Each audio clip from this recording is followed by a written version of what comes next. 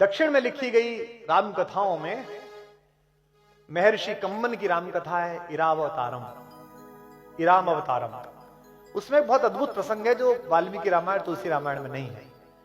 जब राम ने लंका विजय के लिए रामेश्वरम में शिवलिंग की स्थापना की, आपको पता होगी 12 ज्योतिर्लिंगों में है, वही रामेश्वरम जहां हमारी भारतीय वैज्ञानिक चेतना का बड़ा ऋषि एपीजे अब्दुल कलाम कब्र में आराम फरमा रहा है, वही रामेश्वरम। जब उन्होंने शिवलिंग की स्थापना की तो उन्होंने कहा कि आसपास कोई आचार्य ढूंढ के लाइए, कोई पुजारी, कोई ब्राह्मण ढूंढ के लाइए जो मेरा यज्ञ करा दे। तो जामवंत ने कहा कि महोदय, इस जंगल में समुद्र तट पर केवल पेड़ हैं, वनवासी हैं, हम में से तो किसी को पता नहीं है। तो उन्होंने कहा आचार्य ऐसा लाइए जो शैव और वैष्णव परंपराएं दोनों का सम्मिलन हो, जिसे दोनों चीजें आती हो।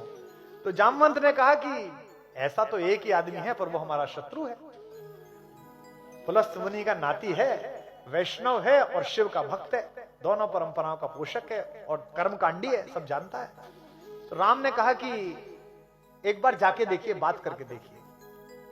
तो ये इरावतारम में कथा आती है, कितनी अच्छी है। दुश्मन भी हो तो ऐसा हो, सामने वाला भी, हाथ में आंख में पानी नहीं, हाथ में खंजर नहीं, आंखों में पानी चाहिए। राहत भाई का शेर है, हाथ में खंजर नहीं, आंखों में पानी चाहिए, ऐ खुदा दुश्मन भी हमको खानदानी चाहिए।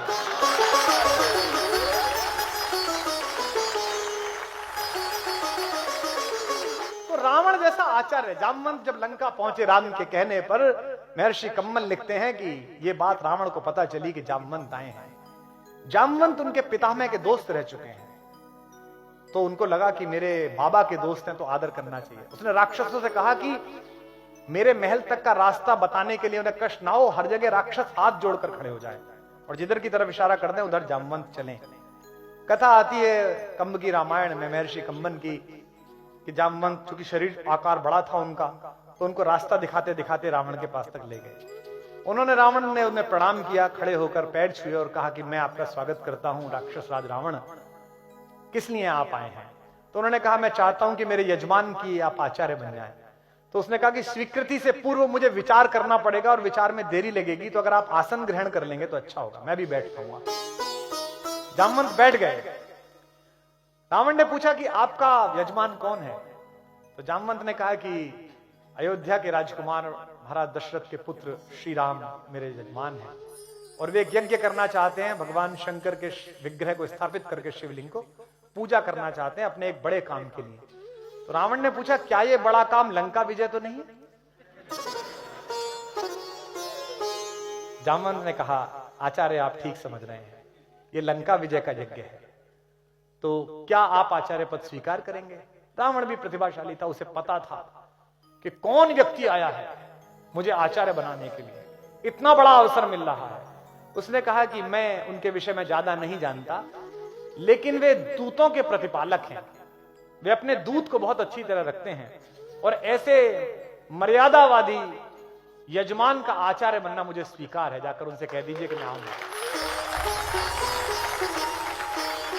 यह है रावण, जिसके घर में मां सीता सुरक्षित नहीं, शील के साथ सुरक्षित नहीं। यह है रावण, उस समय का शत्रु भी कैसा है राम का। तो जामवंत ने पूछा कि क्या व्यवस्था करनी पड़ेगी, क्या क्या सामान मंगाने पड़ेंगे? तो आचार्य रावण ने कहा कि चूंकि हमारा यजमान वनवासी है और अपने घर से बाहर है, इसलिए शास्त्र की परंपरा है कि अगर यजमान का घर ना हो, बाहर कहीं पूजा करानी पड़े, तो सारी चीजों की तैयारी आचार्य को स्वयं करनी होती है। तो आप कह दीजिए अपने यजमान से कि वो केवल नहा धोकर स्नान करके व्रत के साथ तत्पर रहे, मैं सब चीजें कर दूंगा।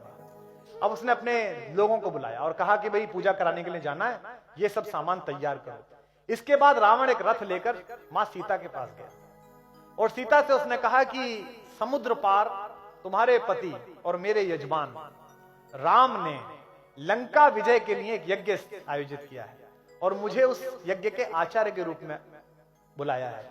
अब चूंकि जंगल में रहने वाले किसी भी यजमान की सारी व्यवस्था करना आचार्य का काम होता है, इसलिए उसकी अर्धांगिनी की व्यवस्था करना यह भी मेरे जिम्मे है।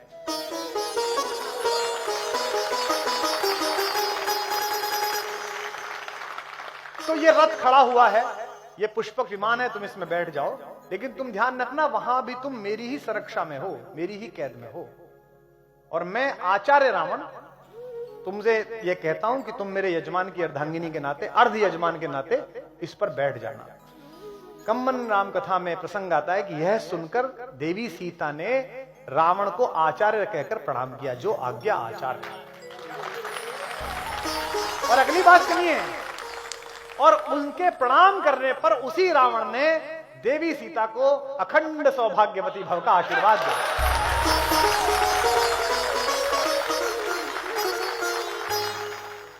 तो जब रावण पहुंचा राम के पास आचार्य बनकर, आचार्य रावण जब पहुंचे तो दोनों भाइयों ने उठकर आचार्य को प्रणाम किया और कहा कि आचार्य, मैं आपका यजमान राम आपको प्रणाम करता हूं। मैं लंका विजय के लिए एक यज्ञ कर रहा हूं। मैं चाहता हूं कि यहाँ के शिव का विग्रह स्थापित हो, ताकि देवादिदेव महादेव मुझे आशीर्वाद दें कि मैं लंका पे विजय प्राप्त कर सकूं। ये लंकेश से कह रहे हैं रावण, लेकिन आचार्य रावण से कह रहे हैं। आचार्य ने कहा कि मैं आपके यज्ञ को पूरी तरह संपादित करूंगा और ईश्वर महादेव चाहेंगे तो आपको उस यज्ञ का फल प्राप्त होगा। ये रावण ने कहा।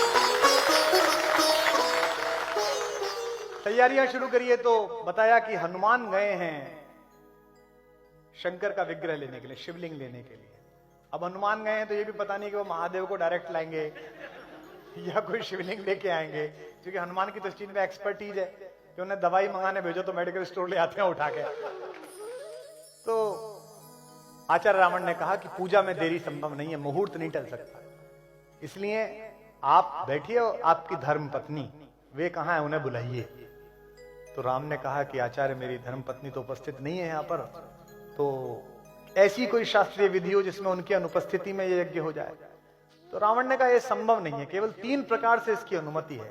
एक, या तो आप विधुर हो, आपकी पत्नी नहीं हो, दूसरे आप अविवाहित हो, आपका विवाह नहीं हुआ हो, और तीसरे आपकी पत्नी ने आपको त्याग दिया हो। क्या तीनों स्थितियां हैं? तो राम ने कहा तीनों स्थितियां तो नहीं है। अब राम ये कैसे कहें कि आप ही हैं उसके कारण, क्योंकि वे तो आचार्य हैं। तो जामवंत ने कहा कि आचार्य फिर इसकी क्या व्यवस्था है? तो उन्होंने कहा कि जब कोई यजमान जंगल में हो और उसके पास यज्ञ को पूरा करने के समस्त साधन ना हो, तो आचार्य की जिम्मेदारी होती है कि वो यज्ञ के साधन उपस्थित कराए। तो आप विभीषण को और अन्य अपने मित्रों को भेज दीजिए, मेरे यान में अर्ध यजमान सीता बैठी हुई है, उन्हें बुला लाइए यहां।